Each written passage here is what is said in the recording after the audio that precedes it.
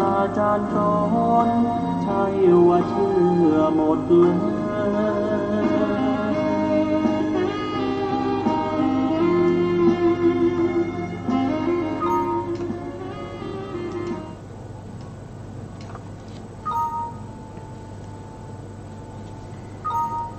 พุทธังสรณังกัจฉามิธัมมังสรณังกัจฉามิสังฆังสรณังกัจฉามิกราบนมัสการพระมหาเถระพระสังฆาธิการพระเถรานุเถระสวัสดีท่านผู้ฟังและผู้ชมทุกท่านกลับมาพบกับรายการศึกษาพระสัทธรรมเพื่อการพ้นทุกข์ครั้งนี้เป็นครั้งที่หนึ่งเราจะขึ้นในพระสูตรใหม่นะครับขึ้นในพระสูตรใหม่ที่ชื่อว่ามหาสีหนาถสูตรเป็นตอนที่หนึ่งซึ่งเรานำข้อมูลมาจากทีฆนิกายสีลขันธวรรคในเล่มที่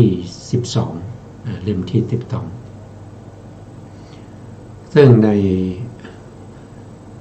ในทีฆนิกายเนี่ยมีอยู่ทั้งหมด34สูตร34สูตรเราก็ศึกษามาถึงสูตรที่8แล้วนะสูตรที่1ที่เราศึกษาผ่านไปแล้วนะก็คือพรหมชาลสูตรนะสูตรนี้ก็พบใน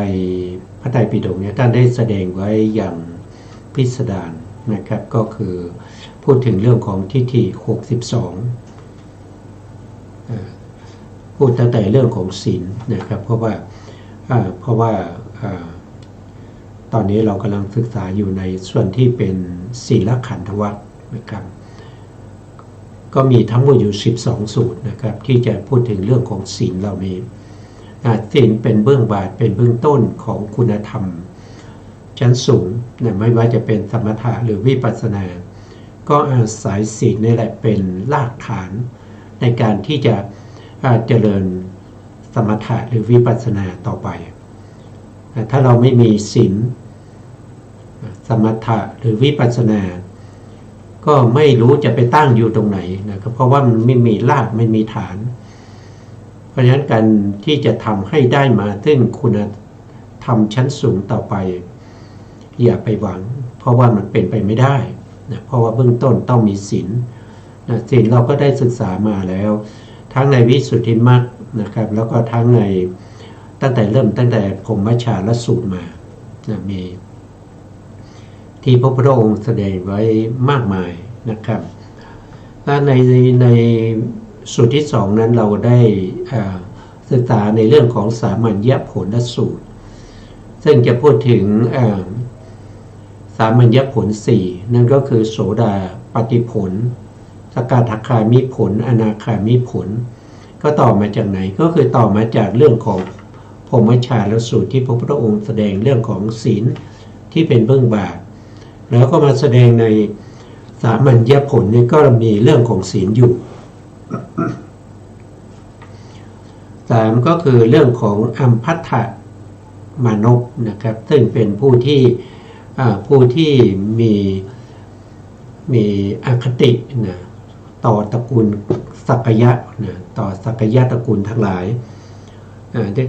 ส่วนที่4ก็เป็นโสนทันทะสูตรนี่ก็พูดถึงเรื่องของโสนพราหมณ์ผู้ที่จะบูชายันนะครับก็ไม่เข้าใจนะก็มาทูลถามพระพุทธองค์5ก็คือกุตตะทันตะสูตรนี่ก็เช่นเดียวกันกับก็เป็นสูตรที่มีเนื้อหาคล้ายๆกันกับโสนทันทะโสนทันทะพราหมณ์เนี่ยเหมือนกันคล้ายๆกันนะส่วนที่6ก็มหาลินะมหาลินี่เป็นเจ้าผู้ครองนครที่เมืองไผ่สาลีนะครับเมืองไผ่สาลีเนี่ยจะปกครองแบบประชาธิปไตยเพราะฉะนั้นจะมีเจ้าปกครองเป็นพันมีเจ้าปกครองเป็นพันนะครับก็จะมีการเลือกตั้งจากเจ้า 1,000 นั้นให้ขึ้นมาเป็นกษัตริย์นะครับก็สามัคคีเป็นเมืองที่ปกครองด้วยประชาธิปไตยนะสูตรที่ 9เราเพิ่งศึกษาผ่านไปเมื่อครั้งที่แล้วนะครับก็คือชาลิยสูตรนะครับชาลิยสูตรวันนี้เราก็จะมาศึกษาในสูตรที่8นะมหาสีหนาฏสูตรวันนี้ก็มีผู้ดำเนินรายการ2 ท่านนะครับก็จะมีผมอาจารย์ประเสริฐแล้วก็อาจารย์กันดาพีระวงศ์ทั้งสองก็จะมาร่วมศึกษาพระไตรปิฎกและอรรถกถากับท่านผู้ฟังทุกท่านนะครับวันนี้เพื่อไม่เสียเวลานะครับเราก็จะเรียนเชิญอาจารย์กันดาท่านจะได้สาธยายในพระสูตรที่ชื่อว่ามหาสีหนาฏสูตรในทีฆนิกายนะครับถ้าอาจารย์ท่านพร้อมแล้วก็เรียนเชิญครับเชิญครับค่ะกราบนมัสการพระคุณเจ้าพระเถรานุเถระและสวัสดีท่านที่รับฟังและรับชมอยู่ทางบ้านนะคะพระสุตตันตปิฎกทีฆนิกายสีลขันธวรรคมหาสีหนาฏสูตรที่8ว่าด้วยการบรรลือสีหนาฏเรื่องของเจละกัสสปะข้าพเจ้าได้สดับมาแล้วอย่างนี้สมัยหนึ่งพระผู้มีพระภาคเจ้าประทับอยู่ณกันนกะทกะมิคาทายวันใกล้อุชุนยานครครั้งนั้นเจละกัสสปะเข้าไปเฝ้าพระผู้มีพระภาคเจ้าถึงที่ประทับได้สนทนากับพระผู้มีพระภาคเจ้าครั้นสนทนาปราศัยพอให้ระลึกถึงกันเสร็จแล้วได้ยืนหน้าที่ควรส่วนข้างหนึ่งกราบทูลว่าข้าแต่พระโคดมผู้เจริญข้าพเจ้าได้สดับมาว่าพระสมณโคดมทรงติตบะทุกอย่างทรงคัดค้านกล่าวโทษบุคคลผู้ประพฤติตบะทั้งปวงผู้มีอาชีพเศร้าหมองโดยส่วนเดียวข้าแต่พระโคดมผู้เจริญสมณพราหมณ์พวกที่กล่าวอย่างนี้ว่าสมณโคดมทรงติตบะทุกอย่างทรงคัดค้านบุคคลผู้ประพฤติตบะทั้งปวงผู้มีอาชีพเศร้าหมองโดยส่วนเดียวเป็นผู้มักกล่าวตามคำที่พระโคดมผู้เจริญตรัสไว้ไม่ชื่อว่ากล่าวตู่พระโคดมผู้เจริญด้วยคำไม่จริงและชื่อว่าพยากรณ์ธรรมตามสมควรแก่ธรรมอันหนึ่งการกล่าวและการกล่าวตามที่ชอบธรรมแม้น้อยหนึ่งจะไม่ถึงฐานะที่ควรติเตียนแลหรือความจริงข้าพเจ้ามิได้มีความประสงค์ที่จะกล่าวตู่พระโคดมผู้เจริญพระผู้มีพระภาคเจ้าตรัสว่ากัสสปะสมณพราหมณ์ผู้กล่าวอย่างนี้ว่าพระสมณโคดมทรงติตบะทุกอย่างทรงคัดค้านกล่าวโทษบุคคลผู้ประพฤติตบะทั้งปวงผู้มีอาชีพเศร้าหมองโดยส่วนเดียวไม่เป็นอันกล่าวตามเราและไม่ชื่อว่ากล่าวตู่เราด้วยคำที่ไม่มีจริงไม่เป็นจริงกัสสปะเราเห็นบุคคลผู้ประพฤติตบะผู้มีอาชีพเศร้าหมองบางคนในโลกนี้ด้วยทิพยจักษุอันบริสุทธิ์ล่วงจักษุของมนุษย์เบื้องหน้าแต่ตายเพราะกายแตกเข้าถึงอบายทุกขติวินิบาตนรกก็มีเข้าถึงสุคติโลกสวรรค์ก็มีอยู่เป็นทุกข์เพราะบุญน้อยเข้าถึงอบายทุกขติวินิบาตนรกก็มีอยู่เป็นทุกข์เพราะบุญน้อยเข้าถึงสุคติโลกสวรรค์ก็มีกัสสปะเรานั้นรู้การมาการไปจุติและอุบัติของบุคคลผู้ประพฤติตบะเหล่านี้ตามความเป็นจริงอย่างนี้เราจักติตบะทุกอย่าง จักคัดค้านกล่าวโทษบุคคล ผู้ประพฤติตบะทั้งปวง ผู้มีอาชีพเศร้าหมองโดยส่วนเดียวทำไมเล่าค่ะครับอันนี้ก็มีเรื่องก็เกิดขึ้นเนื่องจากว่ามีปริพาชกนะครับหรือว่าเป็นนักบวชนอกพระพุทธศาสนาซึ่งเป็นนักบวชที่ไม่สวมใส่เสื้อผ้านะครับเราก็จะสังเกตเห็นผู้ที่มาเข้าเฝ้าพระพุทธองค์ในสมัยพุทธกาลเนี่ยพวกที่เป็นมิจฉาทิฏฐินะครับที่เข้ามาสอบถามหรือจะมาไต่ถามเพื่อเทียบเคียงกับลัทธิของตัวเองว่าแตกต่างกันอย่างไรหรือมีข้อแปลกกันไปอย่างไรนะครับสำหรับในพระพุทธศาสนาเนี่ยเขาว่ากันยังไงในลัทธิของเราว่าอย่างนี้เขาว่ากันยังไงแล้วพวกนี้มาเนี่ยส่วนมากเนี่ยก็ไม่ได้มาเพื่อด้วยศรัทธานะครับแต่จะมาฟังแล้วก็จะมาคัดค้านแล้วก็เวลาที่เข้ามาเนี่ยเขาไม่ได้ทำอัญชลีหรือว่ามากราบมาไหว้พระพุทธองค์นะครับเพียงแต่มาทักทายปราศัยแล้วก็ไม่นั่งด้วยนะยืนอยู่ข้างหนึ่งนะครับไม่เหมือนกับผู้ที่เข้ามาด้วยศรัทธาเนี่ยเวลาเขามาเขาจะมาอย่างน้อยๆก็จะมาวันทามาไหว้นะหรือมากราบนะแล้วก็หาอาสนะที่เหมาะสมกับตัวเองแล้วก็นั่งหน้าที่ควรส่วนข้างหนึ่งไม่ยืนนะไม่ยืนไม่เหมือนกับผู้ที่ไม่มีความศรัทธานะครับแต่มาเพราะว่ามันติดข้องในใจนะติดข้องในใจเมื่อได้ฟังคนนั้นพูดอย่างนี้คนนี้พูดอย่างนั้นนะก็เลยจะมาพิสูจน์ว่ามันเป็นจริงหรือเปล่าเขาไม่ได้มาเพื่อจะมีศรัทธาในการที่จะฟังธรรมเพราะฉะนั้นบุคคลเหล่านี้เวลามาแล้วเขาจะมาทักทายพูดคุยกันธรรมดาแล้วก็จะยืนอยู่ณที่ควรส่วนข้างหนึ่งนะครับเหมือนเทวดาเทวดาเนี่ยที่เขามาเข้าเฝ้าพระพุทธองค์เนี่ย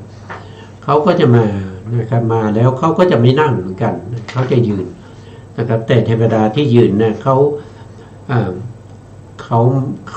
รีบมาแล้วก็รีบกลับนะครับเพราะว่าอะไรเนี่ยเพราะว่ามนุษย์เนี่ย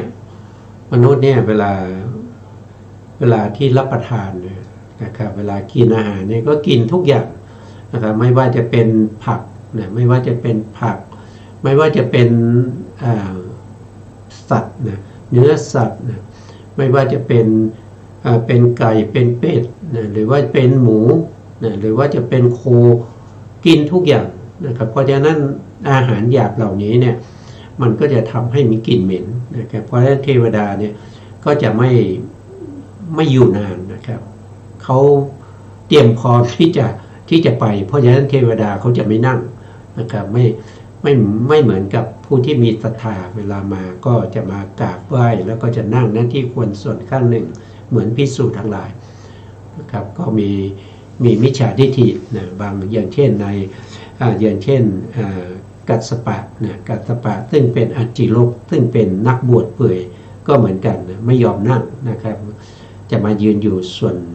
ข้างหนึ่งนะแต่บางคนตามที่เราศึกษามาแล้วเนี่ยในเรื่องของอัมพัทธามานพเนี่ยนะครับในสูตรที่3เนี่ย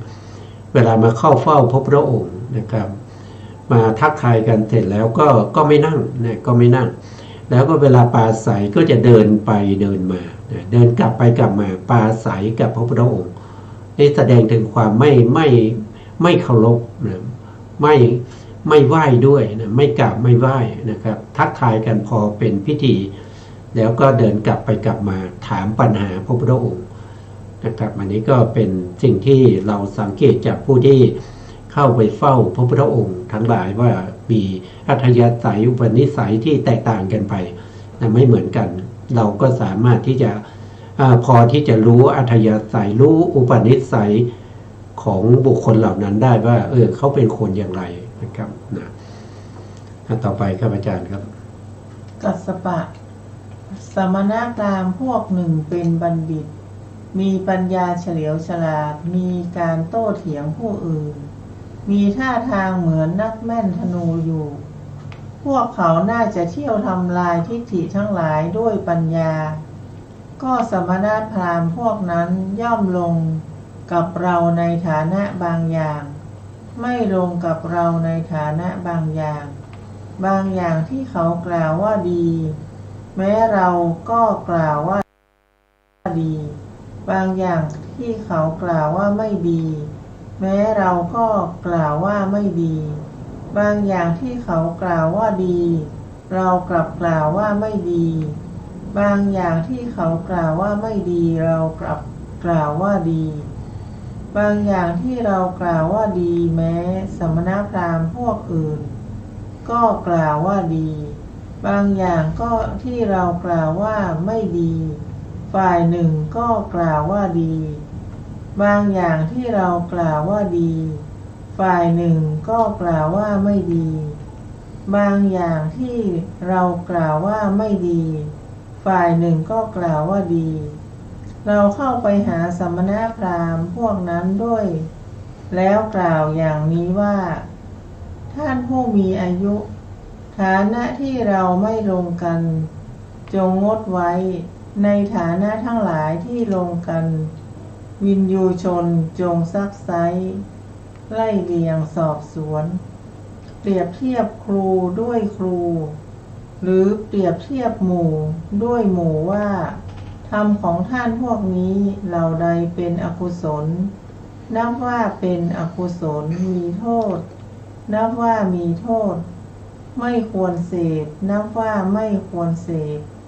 ไม่เป็นธรรมประเสริฐนับว่าไม่เป็นธรรมประเสริฐเป็นฝ่ายดำนับว่าเป็นฝ่ายดำใครเล่าละธรรมเหล่านี้ได้ไม่มีเหลือประพฤติอยู่พระสมณโคดมหรือคณาจารย์ผู้เจริญเหล่าอื่นกัสสปะก็ข้อนี้ในฐานะที่จะมีได้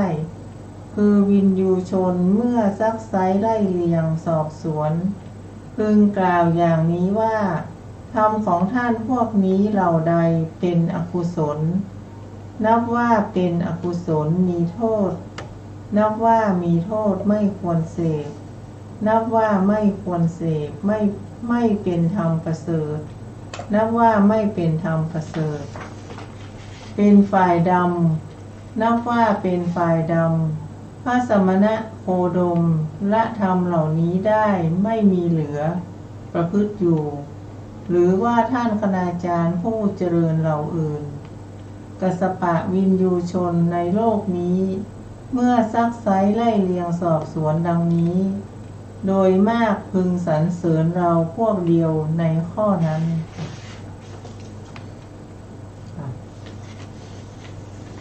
ครับผมอันนี้ก็เป็นคำถามของนักบวชนอกพระพุทธศาสนาท่านถามว่ายังไงท่านถามว่าได้ยินข่าวว่านะครับเขาเล่ากันว่าพระสมณโคดมเนี่ยเป็นผู้ที่กล่าวตู่หรือกล่าวว่าให้ผู้ปฏิบัติในลัทธิอื่นว่าเป็นการปฏิบัติตบะที่ไม่ถูกต้องไม่ดีไม่สมควรใช่หรือไม่หรือว่าบางลัทธิบางหมู่ท่านก็กล่าวว่าเขาปฏิบัติถูกอะไรที่มันปฏิบัติไม่ตรงกับท่านก็จะกล่าวว่ามันไม่ดีอะไรที่ปฏิบัติตรงกับท่านก็กล่าวว่าดีใช่ไหมพระพุทธองค์ก็ตรัสตอบว่านะครับบางเรื่องที่มันดีเราก็กล่าวว่าดีที่ไม่ดีก็กล่าวว่าไม่ดีแต่พระพุทธองค์ไม่ได้เอาตัวไม่ได้เอาตัวพระพุทธองค์เนี่ยเป็นตัวตั้งนะครับแต่พระพุทธองค์เปรียบเทียบ โดยการยกเอากุศลธรรมมาเปรียบเทียบใครที่ปฏิบัติ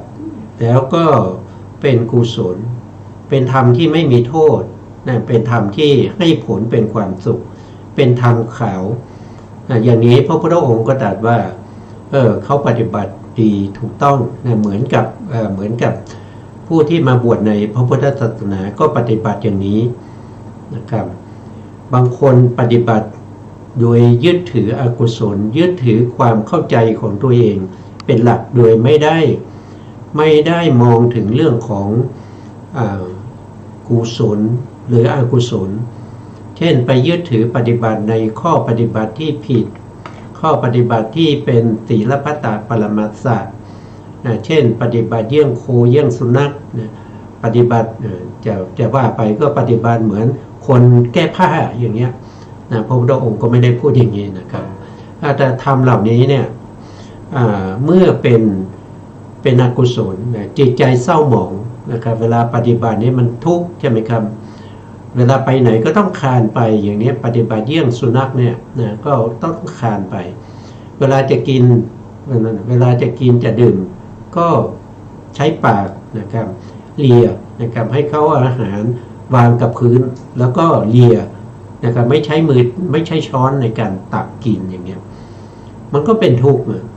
แล้วก็ข้อปฏิบัติยึดถืออย่างนี้มันก็เป็นทุกข์มันเป็นอะไรมันก็เป็นอกุศล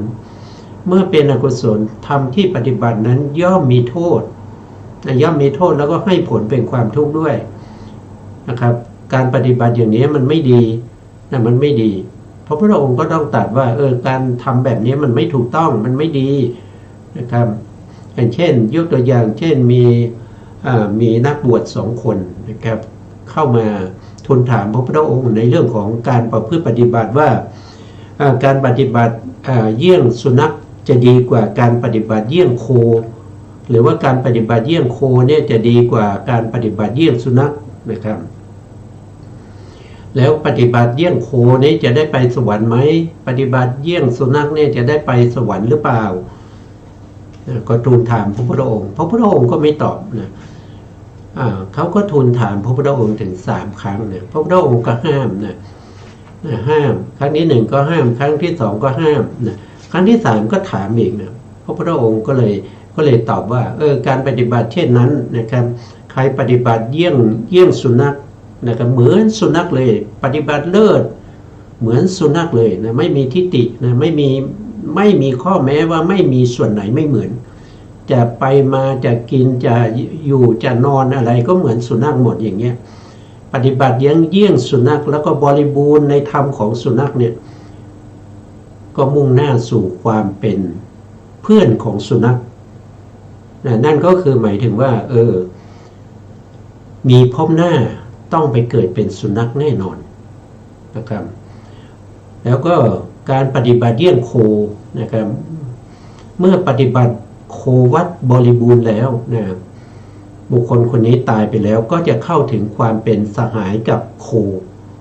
นะครับเมื่อพระพุทธองค์ตรัสอย่างนี้นักบวชทั้ง2ที่ยึดถือข้อปฏิบัติที่ผิดนั้นถึงกับร้องไห้ร้อง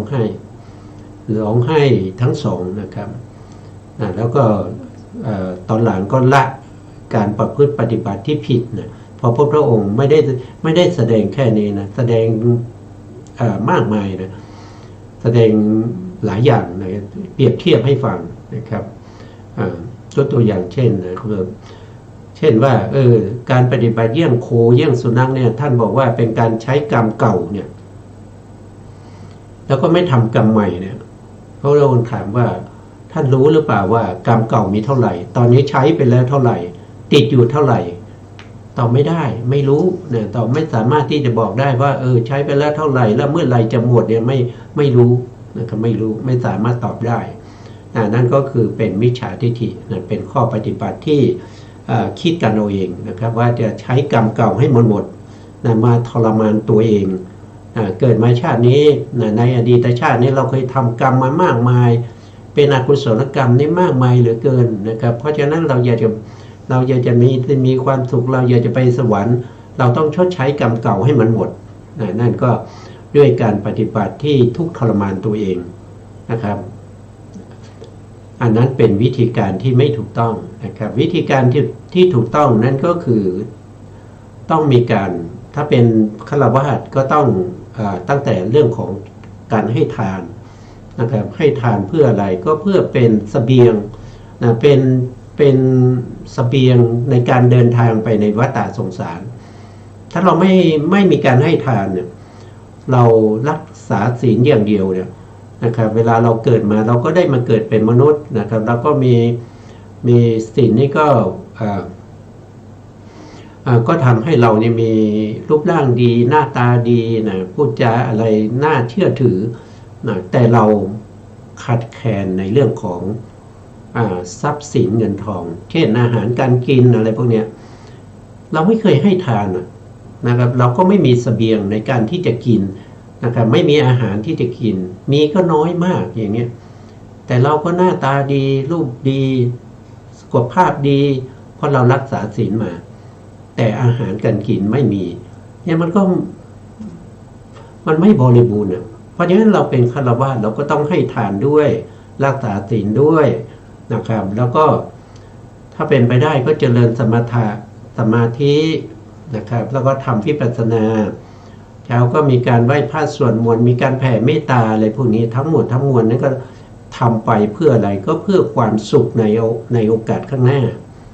ไม่ใช่เราทำอย่างเดียวรักษาศีลอย่างเดียวบางคนก็ให้ทานอย่างเดียวศีลไม่รักษาอย่างเงี้ยนะถ้าเราให้ทานอย่างเดียวเวลาเราเกิดมาเรามีโภคทรัพย์มากมายแต่โภคทรัพย์เหล่านั้นเนี่ยรักษาไว้ไม่ได้นะเพราะเราไม่มีศีลนะครับถึงเรามีที่ดินก็ถูกโกงนะครับที่ดินก็ถูกโกงเรามีเงินทองในธนาคารนะครับก็ถูก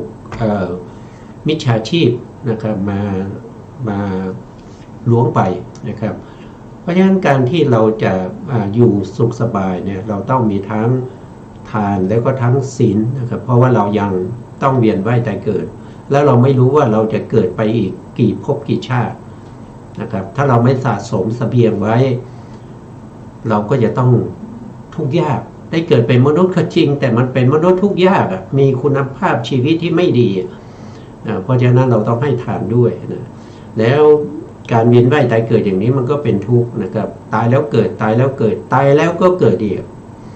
นะเพราะฉะนั้นเราก็ต้องเจริญสมถะบ้างวิปัสสนาบ้างเพื่อเป็นอะไรเป็นพื้นฐานเป็นบารมีเพื่อความหลุดพ้นไปจากการเวียนว่ายตายเกิดเหล่านี้นะนี่เป็นอันนี้ก็ว่าโดยย่อๆนะครับเรื่องของการจะหลุดพ้นนะตามที่กัสสปะท่านได้พูดนะครับรายละเอียดเราก็จะได้ศึกษากันต่อไปนะครับต่อไปก็เรียนเชิญอาจารย์ท่านได้สาธยายต่อครับเชิญครับอาจารย์ครับกัสสปะอีกข้อหนึ่งเล่าวินยูชนจงซักไซไล่เลียงสอบสวนพวกเราเปรียบเทียบครูด้วยครูเปรียบเทียบหมู่ด้วยหมู่ว่าธรรมของท่านพวกนี้เหล่าใดเป็นกุศลนับว่าเป็นกุศลไม่มีโทษนับว่าไม่มีโทษควรเสพนับว่าควรเสพเป็นธรรมประเสริฐนับว่าเป็นธรรมประเสริฐเป็นฝ่ายขาวนับว่าเป็นฝ่ายขาวใครเล่าสมาทานธรรมเหล่านี้ไม่มีเหลือประพฤติอยู่พระสมณโคดมหรือคณาจารย์ผู้เจริญเหล่าอื่นกัสสปะก็ข้อนี้เป็นฐานะที่จะมีได้คือวินยูชนเมื่อซักไซไล่เลียงสอบสวนพึงกล่าวอย่างนี้ว่าธรรมของท่านพวกนี้เหล่าใดเป็นกุศลนับว่าเป็นกุศลไม่มีโทษนับว่าไม่มีโทษควรเสพนับว่าควรเสพเป็นธรรมประเสริฐนับว่าเป็นธรรมประเสริฐฝ่ายขาวนับว่าเป็นฝ่ายขาวพระสมณโคดมสมทานธรรมเหล่านี้ได้ไม่มีเหลือประพฤติอยู่หรือคณาจารย์ผู้เจริญเหล่าอื่นกัสสปะวินยูชนในโลกนี้เมื่อซักไซไล่เลียงสอบสวนดังนี้โดยมากพึงสรรเสริญพวกเรา เราพวกเดียวในข้อนั้นกัสสปะข้ออีกข้อหนึ่งวินยูชนจงซักไซไล่เรียงสอบสวนพวกเราเปรียบเทียบครูด้วยครูหรือเปรียบเทียบหมู่ด้วยหมู่ว่าธรรมของท่านพวกนี้เหล่าใดเป็นอกุศลนับว่าเป็นอกุศลมีโทษนับว่ามีโทษไม่ควรเสพนับว่าไม่ควรเสพไม่เป็นธรรมประเสริฐนับว่าไม่เป็นธรรมประเสริฐเป็นฝ่ายดำนับว่าเป็นฝ่ายดำไรเล่าละธรรมเหล่านี้ได้ไม่มีเหลือประพฤติอยู่หมู่สาวกของพระโคดมหรือหมู่สาวกของคณาจารย์ผู้เจริญเหล่าอื่นกัสสปะก็ข้อนี้เป็นฐานะที่จะมีได้คือวินยูชนเมื่อซักไซไล่เลียงสอบสวนพึงกล่าวอย่างนี้ว่าธรรมของท่านพวกนี้เหล่าใดเป็นอกุศลนับว่าเป็นอกุศลมีโทษก็นับว่ามีโทษไม่ควรเสพไม่เป็นธรรมประเสริฐนับว่าไม่เป็นธรรมประเสริฐเป็นฝ่ายดำนับว่าเป็นฝ่ายดำหมู่สาวกของพระโคดมละธรรมเหล่านี้ได้ไม่มีเหลือประพฤติอยู่หรือหมู่สาวกของคณาจารย์ผู้เจริญเหล่าอื่นกัสสปะวินยูชนและทั้งหลายในโลกนี้เมื่อซักไซไล่เรียงสอบสวนดังนี้โดยมากพึงสรรเสริญพวกเราพวกเดียวในข้อนั้นครับก็ฟังแล้วก็เป็นสิ่งที่พระพุทธองค์ได้ตรัสไว้เป็นธรรมที่ไม่มีใครคัดค้านได้นะครับพระพุทธองค์ไม่ได้ตรัสด้วยการตึกแล้วก็นึกคิดนะแต่พระพุทธองค์ตรัสด้วยสัพพัญญุตญาณพระพุทธองค์บำเพ็ญบารมีมาถึง4 อสงไขยแสนมหากัปก็เพื่ออะไรก็เพื่อจะมาตอบปัญหาพวกนี้นะจะมาตอบปัญหาพวกนี้เพื่อที่จะได้มาชี้แนะสั่งสอนเวนยสัตว์ทั้งหลายให้ประพฤติปฏิบัติตามความเป็นจริงนะไม่ได้นึกเอาอยากจะพูดอะไรก็พูดนะครับไม่รู้อะไรก็ตึกเอากะเอานะครับนึกเอาเองบ้างนะมันไม่ใช่อย่างนั้นนะสำหรับพระพุทธองค์เป็นผู้ที่มีสัพพัญญุตญาณมีอานาวรณญาณแล้วก็มีพระมหากรุณาต่อผู้ที่ถามนะครับผู้ที่ถามแล้วก็ต่อสรรพสัตว์ทั้งหลายนะครับตลอดจนถึงคนที่ถูกกล่าวถึงในพระสูตรต่างๆพระพุทธองค์ก็ตรัสด้วยความเมตตาต่อสัตว์เหล่านั้นแล้วเมื่อเขาได้ยินได้ฟังไปแล้วเนี่ยเขาก็ไปพูดกันนะครับไปพูดกันข้างนอกนะครับไปพูดกันว่าพอสัมมณโคดมเนี่ยตรัสอย่างนี้พูดอย่างนี้นะแล้วก็บางคนก็ได้ยินแล้วก็เข้าใจผิดเพราะว่าเขาไม่ได้ไปพูดทั้งหมดที่เขาฟังจากพระพุทธองค์ข้อที่1ข้อที่2ก็คือเขาไม่ได้ฟังจากพระพุทธองค์โดยตรงข้อที่3ก็คือเขาฟังไม่ตลอดเรื่องเขาฟังนิดๆหน่อยๆแล้วก็ไปคิดเอาเองนะครับซึ่งตามที่ในพระสูตรนี้พระพุทธองค์ก็ได้ชี้แจงว่านะครับว่าสัมมณพราหมณ์เนี่ยนะครับที่เขาประพฤติดีนะครับปฏิบัติดีพระพุทธองค์ก็ว่าเป็นการปฏิบัติที่ถูกต้องบางคนประพฤติไม่ดีพระพุทธองค์ก็บอกว่าเป็นการประพฤติไม่ดีแล้วก็ไปเทียบกับอะไรล่ะก็ไปเทียบกับกุศลธรรมกับอกุศลธรรมนะครับธรรมที่เป็นฝ่ายดำอย่างเงี้ยธรรมที่เป็นฝ่ายดำก็คืออะไรก็เป็นอกุศลธรรมธรรมที่เป็นฝ่ายขาวคืออะไรก็เป็นกุศลธรรมและธรรมที่บางทีธรรมนั้นเป็นทั้งธรรมที่เป็นฝ่ายขาวแล้วก็ฝ่ายดำก็คือหมายถึงมีทั้งท ที่เป็นกุศลและอกุศลที่สมณพราหมณ์เหล่านั้นประพฤตินะไม่ได้ประพฤติเฉพาะในส่วนที่เป็นฝ่ายขาวนะครับไม่ได้ประพฤติในส่วนที่เป็นฝ่ายดำอย่างเดียวนะมีทั้งที่ปะปนกันนะครับก็เป็นธรรมที่ให้ผลนะให้ผลธรรมที่เป็นธรรมดำก็ให้ผลเป็นอบายแล้วก็ความทุกข์นะธรรมที่เป็นฝ่ายขาวก็ให้ผลเป็นความสุขนะครับให้ผลเป็นความสุขแล้วก็การเกิดในการมัสุคติภูมิอย่างเนี้ยนะครับ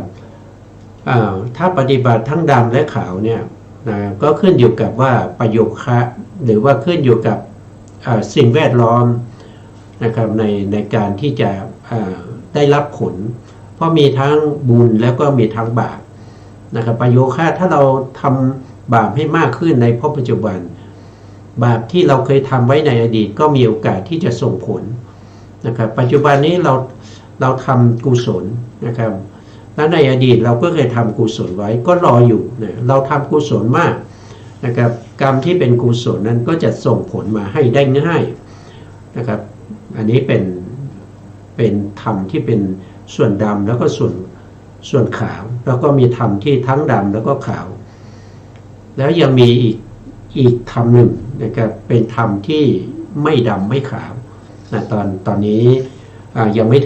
ได้พูดนั่นคือข้อปฏิบัติในเรื่องของมรรคผลนิพพานต่อไปนะครับเพราะว่า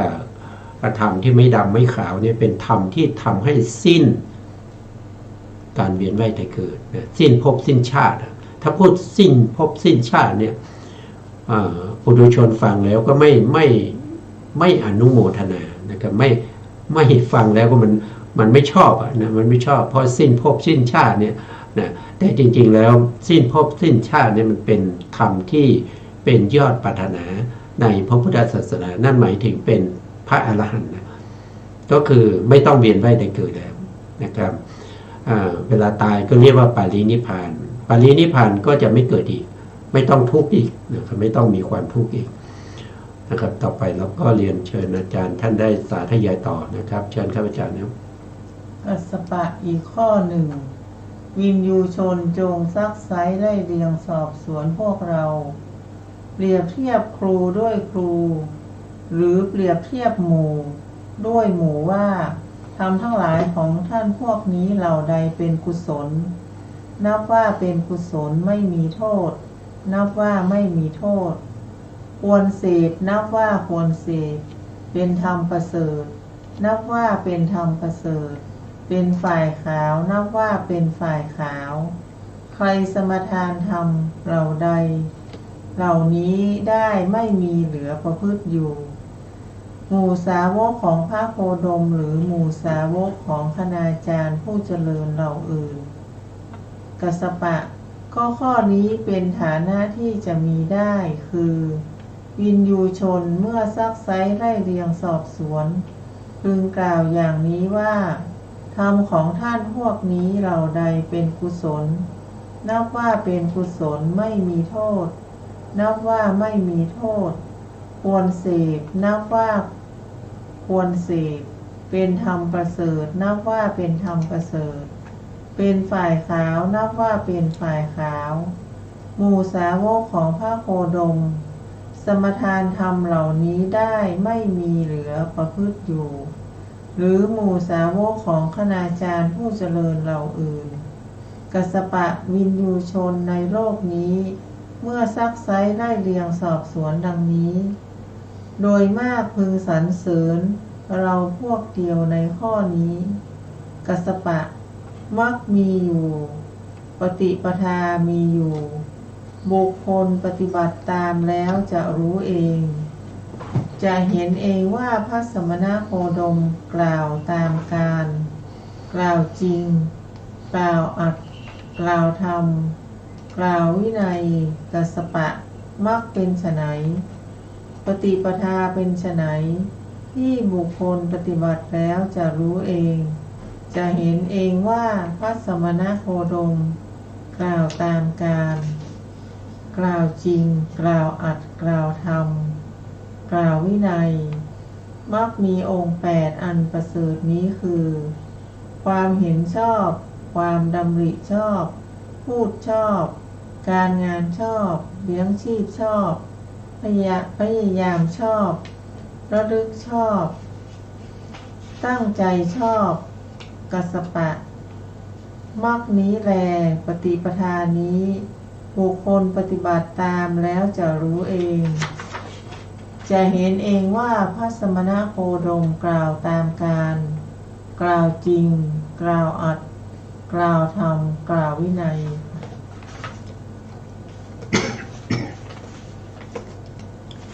ครับผมครับวันนี้ก็มาถึงในเรื่องของข้อปฏิบัติในทางพระพุทธศาสนาครับที่กล่าวมาตั้งแต่ต้นนั้นก็คือมันมีอยู่ในลัทธิต่างๆนะครับไม่ว่าจะเป็นการให้ทานไม่ว่าจะเป็นการรักษาศีลเจริญสมาธิเนี่ยเจริญสมถะสมาธิเนี่ยมีอยู่ในลัทธิอื่นๆนะแต่การที่การให้ทานหรือการรักษาศีลแล้วการเจริญสมาธิในลัทธิอื่นๆเนี่ยก็จะแตกต่างไปจากในทางพระพุทธศาสนาบ้างนะครับบางอย่างก็เหมือนกันบางอย่างก็ไม่เหมือนกันแต่ถ้าสรุปแล้วนะครับถ้าว่าโดยการให้ทานอย่างเนี้ยถ้าเรายกเฉพาะเรื่องของทานเนี่ยนะครับในพระพุทธศาสนาในผู้ที่จะให้ทานเนี่ยเขาก็ต้องมีปัญญาประกอบนะเขาก็ต้องมีปัญญาประกอบว่าการให้ทานเนี่ยก็จะมีทั้งผู้ให้นะผู้ให้ก็ทายกทายิกานะครับเป็นผู้ที่ได้ทรัพย์สินมาหรือวัตถุสิ่งของนะครับที่จะให้ทานนั้นได้มาด้วยความบริสุทธิ์อันที่สองก็คือในก่อนที่จะให้เขาก็มีเจตนาอยากจะให้ทานจิตใจเขาผ่องใสนะครับวัตถุทานก็ได้มาด้วยความบริสุทธิ์ผู้ให้ก็เป็นผู้ที่มีศีลนะส่วนผู้ที่รับเนี่ยในพระพุทธศาสนาเนี่ยนะเราพูดถึงว่าผู้ที่บวชในศาสนานะครับก็เป็นบุคคลที่มีศีลมีคุณธรรมนะเป็นเบื้องต้นเขาก็ต้องมีศีลนะเขาต้องมีศีลแล้วก็มีการตึกในเรื่องของศีลเรื่องของสมาธิเรื่องของวิปัสสนาอย่างน้อยก็ได้ศึกษาเล่าเรียนได้รู้ว่าอะไรเป็นสมถะนะครับสมถะมีอารมณ์เท่าไหร่อย่างไรนะครับแล้วก็สมถะนี้จะทำไปแล้วนะครับสะดวกสบายไหมมีอะไรเป็นอุปกรณ์ในการที่จะทำสมถะทำไปแล้วได้ระดับฌานหรือเปล่าหรือว่าได้เฉพาะอุปจารสมาธิได้จากอะไรก็ได้จาก ก็คือได้จากการศึกษาเล่าเรียนศึกษาเล่าเรียนในปริยัติถ้าเราไม่ได้ศึกษาเล่าเรียนเราก็ไม่รู้เมื่อเราไม่รู้เนี่ยก็เหมือนกับคนนอกพระพุทธศาสนาคือปฏิบัติโดยไม่รู้มาปฏิบัติโดยไม่รู้ว่าตอนนี้ทำไปได้เท่าไหร่อย่างไรนะครับต้องคอยที่จะไปถามคนอื่นอาจารย์ครับผมได้ขนาดไหนแล้วตอนนี้ผมอยู่ในระดับไหนเนี่ยต้องไปคอยจะไปถามแต่พระพุทธองค์ก็ได้ตรัสไว้ว่าเรื่องของจิตใจเรื่องของสมาธิเรื่องของคุณงามความดีมันเป็นนามธรรมที่เกิดขึ้นในใจเนี่ยไม่มีใครที่จะรู้ดีกว่าตัวเองนะครับแล้วก็ผู้ที่รู้จะต้องเป็นผู้ที่เขามีอภิญญามีฤทธิ์เขามีฤทธิ์เขาสามารถที่จะรู้วาระจิตเราได้แต่บุคคลที่เขาไม่มีเจโตปริยัตติญาณหรือไม่สามารถที่จะมีสมาธิเข้าถึงการรู้วาระจิตเนี่ยเขาจะไม่รู้จะไปถามยังไงเขาก็ไม่รู้ในขณะที่เรานั่งฟุ้งซ่านตลอดชั่วโมงเนี่ย เขาก็ไม่รู้ ถ้าเจ้าตัวไม่รู้เนี่ยใครจะมาบอกล่ะนะครับเพราะพุทธศาสนาไม่ใช่ศาสนาแบบนั้นน่ะคือศาสนาแห่งปัญญาเพราะฉะนั้นเวลาที่เราเจริญสมถะวิปัสสนานะครับถ้าเราเจริญสมาธิเนี่ยเรามีนิวรณ์เข้ามามีความฟุ้งซ่านมีความง่วงเหงาหานอนเนี่ยในขณะที่เรากำลังเจริญอานาปานสติหรือกำหนดลมหายใจเนี่ยเมื่อมีสิ่งเหล่านี้เข้ามาเราก็ต้องรู้ทันทีว่าสิ่งเหล่านี้มันเป็นอกุศลเช่นง่วงเหงาหานอนเนี่ยเวลาที่เรากำหนดรู้ลมหายใจเข้าและลมหายใจออกมันง่วงเหลือเกินมันเป็นอะไรมันเป็นอกุศลนะในขณะนั้นจิตเรามันเป็นอกุศลถูกอะไรถูกถีนมิทธานี่ครอบงำถีนมิทธานี่เกิดกับอะไรก็เกิดกับอกุศลจิตนะครับเกิดกับโลภะมูลจิต4ดวงเกิดกับโทสะมูลจิตอีก1ดวงนะครับจิตเราจึงมีกำลังอ่อนเราจึงง่วงเหงาหานอนในขณะนั้นเราปฏิบัติมิจฉาสมาธิเมื่อปฏิบัติมิจฉาสมาธิเป็นยังไงก็เป็นธรรมดำไงเป็นธรรมดำมีโทษให้ผลเป็นความทุกข์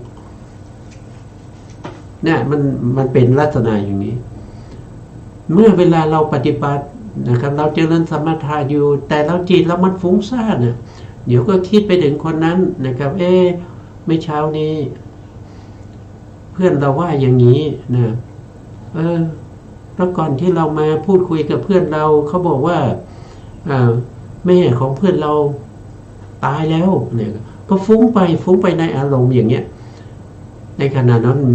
จิตของเรามันเป็นอกุศลนะครับมันเป็นธรรมไฟดำนะมันไม่ได้เป็นธรรมไฟขาวธรรมไฟดำเนี่ยมันมีโทษให้ผลเป็นความทุกข์อ่ะถ้าเราเจริญอย่างนั้นตลอดชั่วโมงเราก็ได้อะไรเราก็ได้อกุศลนะครับเราก็ได้อกุศลแล้วก็ได้ธรรมดำนะครับจับไปนะครับถ้าเราปฏิบัติอยู่อย่างนี้5 วันเราก็ได้ทั้ง5 วันนั่นแหละนั่นก็คืออกุศลแต่เมื่อไหร่เราปฏิบัติแล้วจิตเราตั้งมั่นนะครับจิตเราตั้งมั่นอยู่ในอารมณ์เป็นอารมณ์เป็นเอกคตานะครับแล้วก็มีสมาธิมีปัญญานั่นแสดงว่าเราได้กุศลธรรมไม่มีใครรู้นะไม่มีใครรู้ใครไม่สามารถที่จะเข้ามารู้ได้นะปัจจุบันเนี่ยเพราะแต่ละคนเขาไม่อาจารย์แต่ละท่านแต่ละองค์ก็ไม่มีเจโตปริยัติญาณไม่มีอภิญญาไม่รู้วาลจิตอย่างเงี้ยหรือว่าบางท่านอาจจะรู้นะครับอาจจะรู้หรือไม่รู้นะครับโดยส่วนมากเราก็ไม่รู้นะครับส่วนมากนี้จะไม่รู้นะส่วนน้อยอาจจะรู้ก็ได้นะครับผู้ที่รู้เขาก็ไม่ได้มานั่งเฝ้าเราโดยการที่จะเพ่งวาลจิตของเราอยู่ในขณะนั้นก็ไม่ใช่นะอาจารย์ท่านก็มีกิจมีธุระนะครับเดี๋ยวก็ไปนู่นไปนี่นะแล้วเรานั่งอยู่กับผู้ปฏิบัติเนี่ยใครล่ะจะรู้ของใครไม่มีใครรู้นะไม่มีใครรู้เพราะฉะนั้นก็อยู่ที่ตัวเองจะรู้หรือไม่เท่านั้นเองถ้าตัวเองรู้ว่าสิ่งนี้มันไม่ใช่ก็ต้องสลัดทิ้งนะครับท่านบอกว่าไม่ควรเสพนะทำไหนที่เป็นกุศลก็ควรจะเสพนะควรจะเสพก็ทำให้มันยิ่งขึ้นไป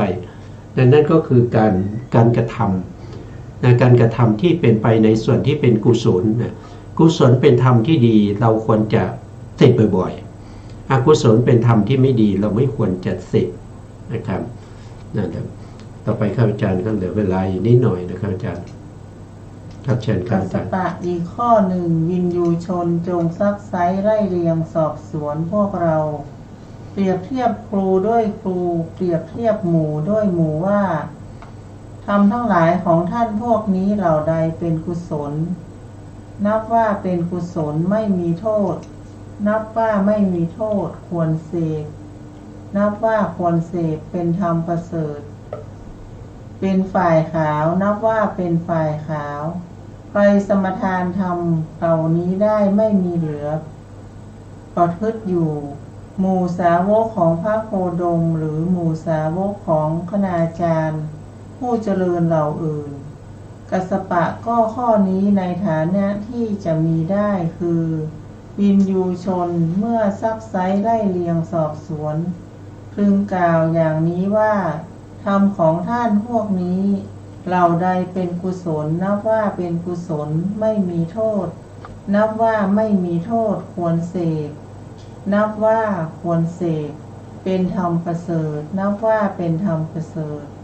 เป็นฝ่ายขาวก็นับว่าเป็นฝ่ายขาว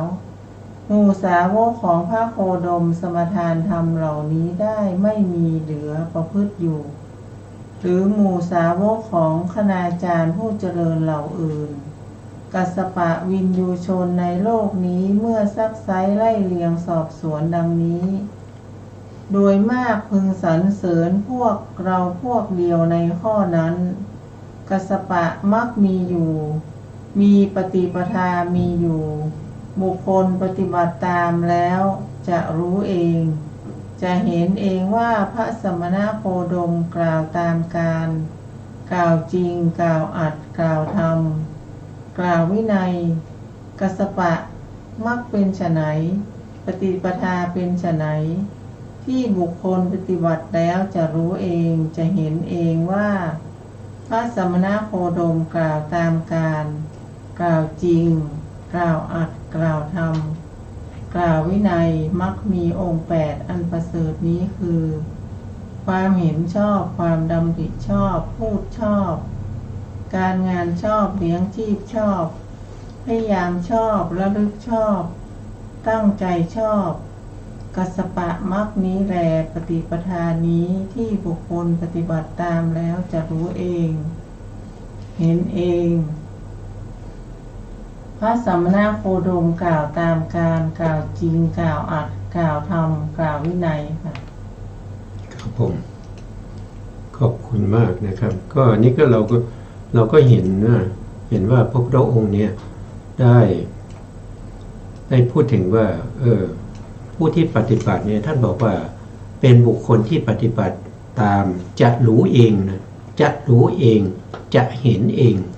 ไม่ใช่ว่าไม่ใช่ว่าจะต้องให้ครูบาอาจารย์มาเฝ้าดูนะครับไม่แล้วก็ไปถามครูบาอาจารย์เป็นครั้งๆอย่างเงี้ยมันไม่ใช่นะครับคือเราต้องมีความรู้ความเข้าใจนะ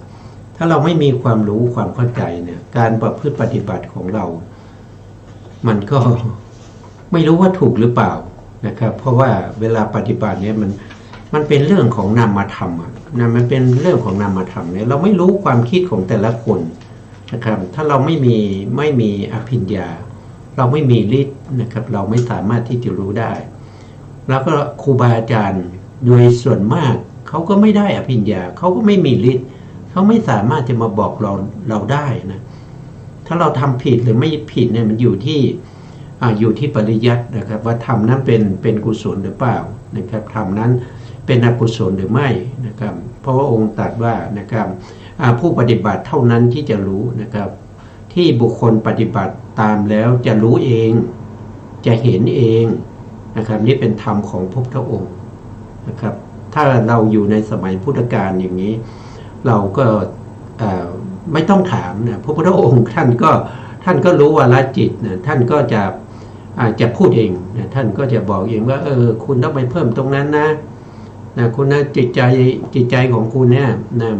มันเป็นไปด้วยราคะจริตคุณต้องไปเจริญกรรมฐานประเภทที่เป็นอสุภะนะครับจิตใจของคุณเนี่ยมันมีแต่โทสะนะเป็นประเภทที่เป็นโทสะจริตอย่างเงี้ยพระองค์ก็จะมาให้กรรมฐานประเภทที่เป็นเขาเรียกว่าพรหมวิหาร4เป็นเมตตา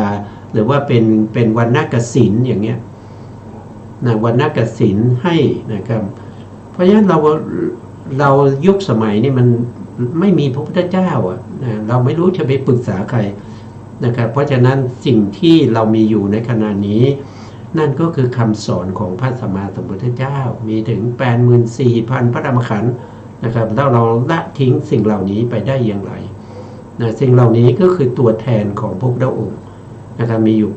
84,000 พระธรรมขันธ์มากมายเหลือเกินนะครับเราก็ศึกษาตามกำลังของเรานะครับวันนี้เวลาหมดแล้วนะครับ สุดท้ายนี้ก็ขอกราบขอบพระคุณ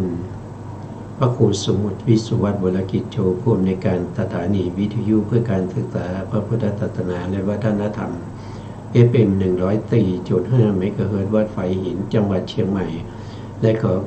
อบพระคุณพระครูปริยัติยานุตาขอบคุณท่านผู้การธนเดชะแล้วก็ขอบคุณท่านผู้ฟังและผู้ชมทุกท่านนะครับที่ให้เกียรติติดตามในรายการศึกษาพระธรรมเพื่อการพ้นทุกข์พบกันใหม่ในโอกาสต่อไปครับวันนี้ลาไปก่อนครับสวัสดีครับสวัสดีค่ะ